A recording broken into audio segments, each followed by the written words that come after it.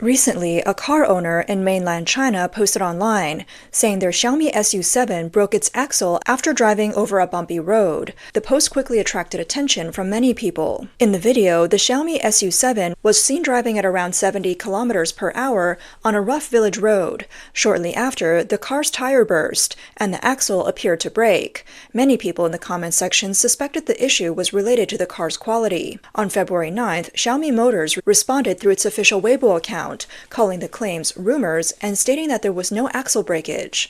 According to Xiaomi Motors, the incident occurred on January 30th. The car was traveling on a village road at around 70 kilometers per hour. The company noted that the road had posted a speed limit of 20 kilometers per hour. Xiaomi said the car hit the edge of a pothole due to excessive speed, which caused damage to the right rear tire, wheel rim, and suspension. As discussions about the Xiaomi SU7 axle incident spread, authorities in mainland China started controlling related online comments. Some users posted that the car owner's account was banned and several posts were removed. The owner was also reportedly blocked from posting new content on Douyin. Others said that while the car owner was live streaming their efforts to defend the case, the stream was suddenly cut off. To verify the claims, foreign journalists found the owner's Douyin account, which uses the nickname Doubao. The account showed a message saying the user was banned from posting content due to violations of platform rules. The suspension was set to be lifted on February 13th. However, Douyin did not provide any specific reason for the ban, and there was no indication of any improper behavior by the car owner. This unclear handling of the situation only fueled more public curiosity and debate. One commenter familiar with the situation wrote, "No matter how big the pothole is, the force should transfer from the tire to the rim and then to the control arm. In this case, the tire burst, but the rim wasn't significantly damaged. The control arm broke instead, which doesn't quite add up. If Xiaomi is confident in their explanation, they should test it by driving another car over the same road at the same speed several times to see if the axle breaks. This would provide clarity for Xiaomi car owners." Alongside public speculation, some professional accounts weighed in with their analysis. For example, an article from the official account of Heima Community pointed out that Xiaomi later shared more details. First, the car was speeding, given the 70 km per hour speed in a zone limited to 20 km per hour. Second, after the incident, the insurance company requested an alcohol test for the driver, but the driver refused. Ultimately, the driver gave up their insurance claim and signed a waiver, taking full responsibility for the damages. The incident continues to spark discussions online, with many people still questioning the cause of the damage and Xiaomi's response. The control arm broke due to an abnormal impact and force overload, not because of a quality issue. According to Xiaomi's official report, the road where the incident occurred had a height difference of up to 13 centimeters. The tire was first compressed against the pothole's edge, causing it to burst. The flattened tire then hit the road again, leading to damage to the wheel rim and the control arm. Xiaomi emphasized that the axle broke because of the impact with the uneven road, not due to a manufacturing defect. However, several major points of debate emerged online. 1. Was the driver intoxicated? And why did they sign a waiver with the insurance company?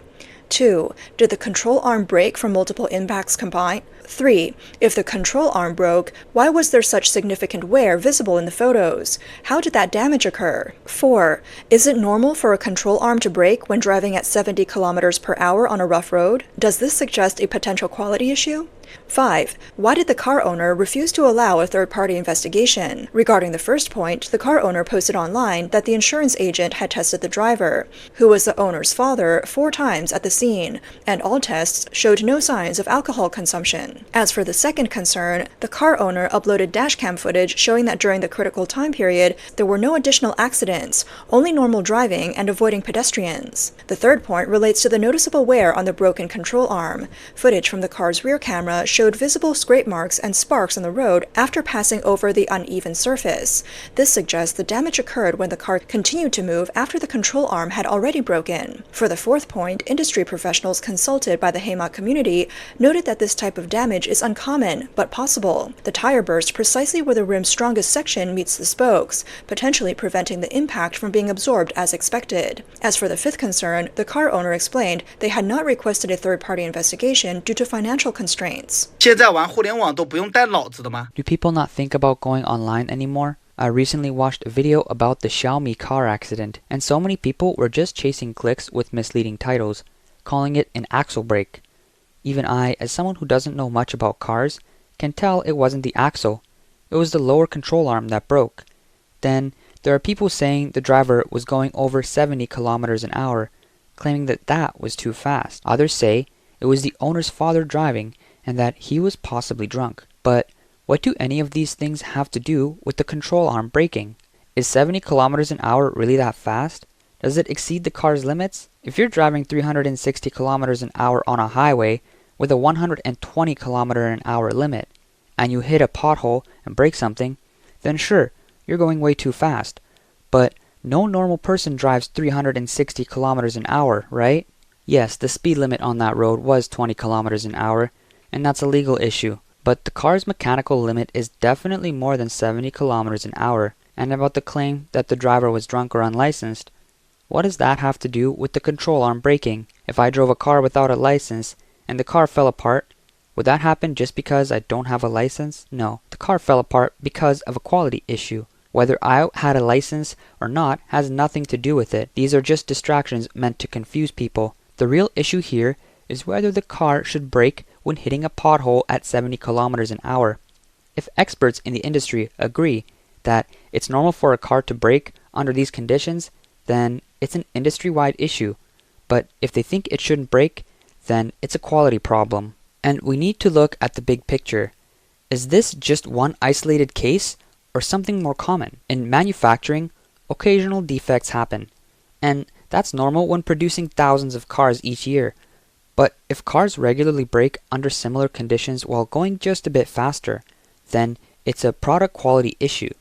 We should analyze this from a technical, industry-based perspective, not by using irrelevant details as distractions. Meanwhile, Xiaomi's aggressive public relations response has raised eyebrows, with some speculating the company is trying to cover up the problem. Finally, a well-known automotive influencer called Brother Fei released a detailed analysis of the Xiaomi's SU7 axle failure, adding to the ongoing discussion. 这就是当时赚百币的那个小米SU7啊。 This is the Xiaomi SU7 that had its suspension broken in the accident. A lot of people online are questioning whether something hit this part first, causing it to break, especially since the driver was going faster than usual, around 70 kilometers an hour. Many of the photos being shared are actually screenshots from my video showing that what broke was the lower mounting point of the shock absorber. This mounting point is attached to the control arm. Now, if we look at the right side, we can see the shock absorber's tube here, and this is the aluminum control arm. You can see how much it's been worn down. It's almost hollowed out. Some people believe an impact broke this part, but if that were the case, the brake should show clear signs of bending outward. But here, we don't see any obvious outward bending. Another clue is the shape of the cut. If something hit it, the bolt hole would show more damage. But here, the hole has a slanted, uneven break, and the top part isn't perfectly round anymore. This suggests that the force came from above, pushing downward. A sudden impact wouldn't cause this kind of deep wear. It would cause deformation, not this level of grinding. This kind of wear only happens after the part breaks. Right now, the wheel is lifted off the ground. If we lowered the car, the broken part would sit much lower and drag against the ground. That's likely what caused the grinding marks. This kind of damage doesn't happen in an instant. It takes some time for the surface to wear down like that. We measured the positions here, with the wheel suspended. There's about 21 centimeters of clearance from the bottom of the tire to the ground. The broken connection point sits at just over 16 centimeters and is tucked inside the wheel rim. So in theory, it shouldn't have been hit directly. We've discussed before how suspension arms are designed to brake under extreme force. If the wheel doesn't break away when it should, the damage to the car and the risk of losing control could be much worse. The design of this control arm includes a V-shaped connection to the steering knuckle. When the car bottomed out, the air suspension had already compressed fully. At that point, the shock absorber likely hit this part, breaking it in the process. Based on the evidence, this seems like the most logical explanation. The video creator also emphasized how difficult it would be for something to hit this part of the car. First, about half of this mounting point sits on the inner side of the wheel, which makes it very unlikely to be struck. Right now, the wheel is suspended, but if the wheel were pushed upward, it would move both upward and inward. So when the car is on the ground, This point is positioned even more toward the inside of the wheel.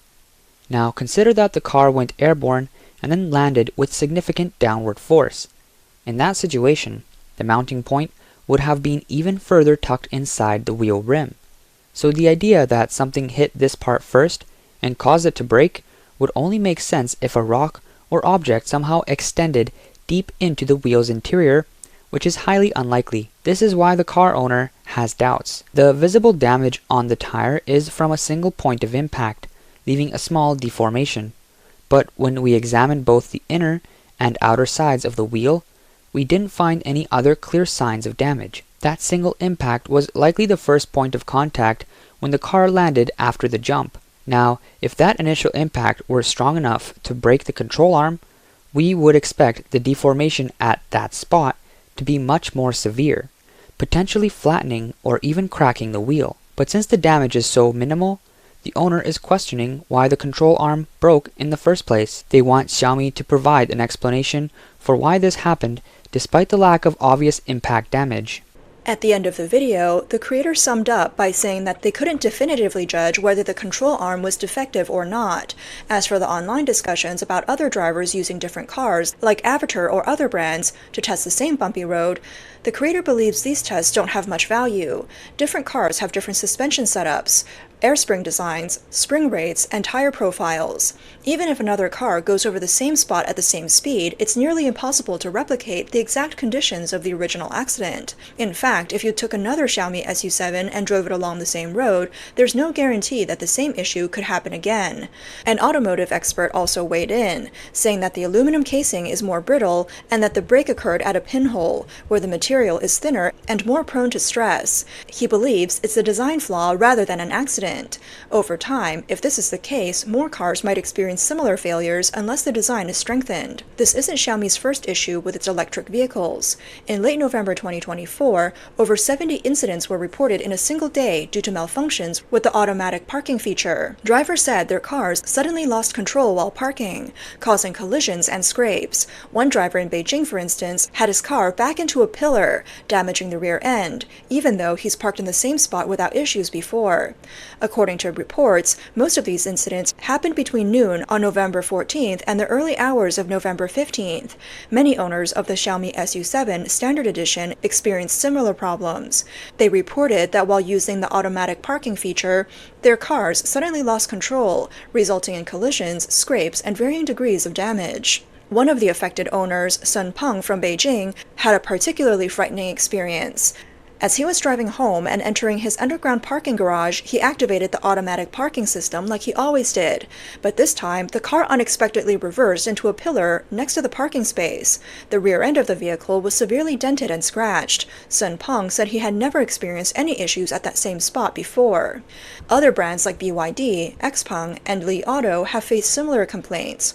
This has raised concerns about the reliability of smart parking systems across the country. Xiaomi's promise to be a leader in smart driving by the end of 2024 now seems uncertain in light of these incidents. Beyond this suspension failure, there have been numerous reports online about issues like battery explosions, charging problems, battery aging, brake failures, and collisions caused by malfunctioning autonomous driving systems. The Xiaomi SU7 suspension incident has once again raised concerns about the quality of new energy vehicles. China only began actively developing NEVs in the early 2020s, giving the industry just over 20 years of progress. Compared to foreign electric car brands, China remains more than a decade behind. So, frequent issues with domestic NEVs aren't entirely surprising.